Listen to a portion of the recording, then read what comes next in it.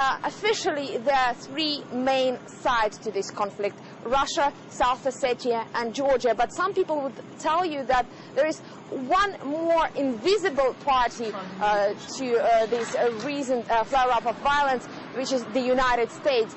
Some Russian officials have been suggesting that Washington carries at least part of the blame for what is happening in South Ossetia, because it has been providing Tbilisi with military assistance as well as with training for its troops.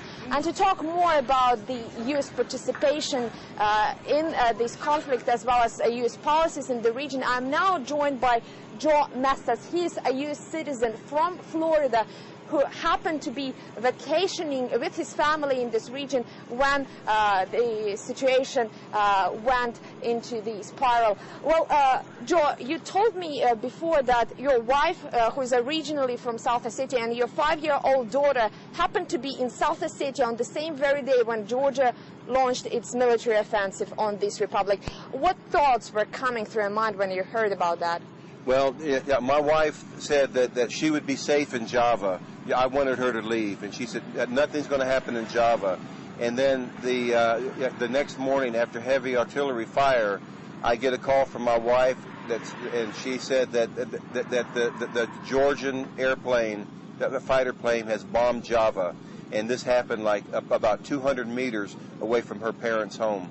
And so what did she do next? Well, she grabbed my daughter, and her parents said, take some of the neighbors' kids and get out of here. So they hopped in the car and they left. And she called me on the way and told me, and they were terrified.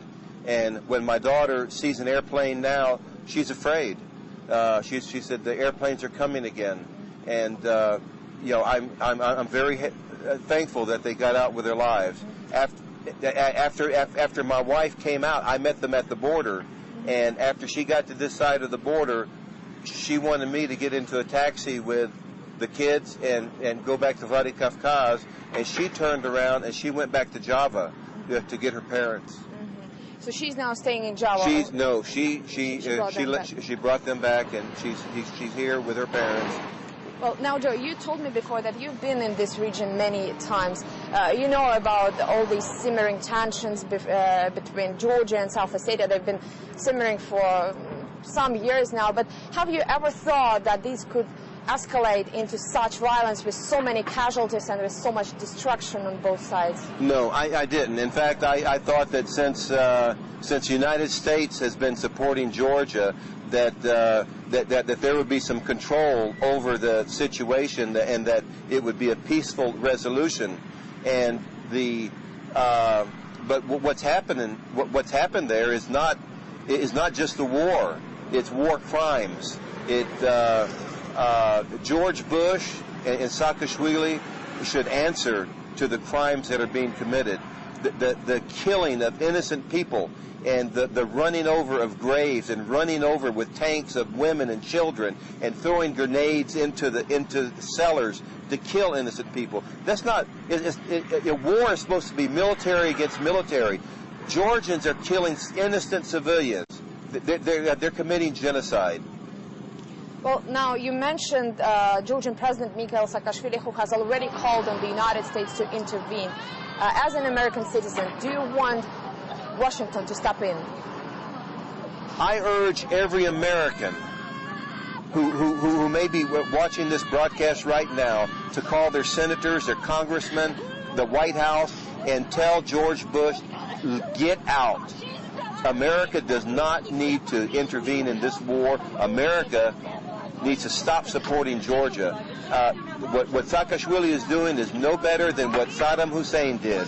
And if George Bush is supporting that, like he's supporting Georgia, he's no better than Saddam Hussein. And now, very quickly, do you have any friends and relatives still trapped in South Ossetia? We got a call this morning that from my wife's cousin that her husband was killed the day before yesterday by tank. My wife's aunt is stuck in Tinval, and the problem there is not only the war, but that Georgia has cut off the water supply a month ago, so the people have been without water. and the Georgian tanks are running over graves, and this is more horrific than anything that has occurred since Hitler annihilated the Jews in Germany.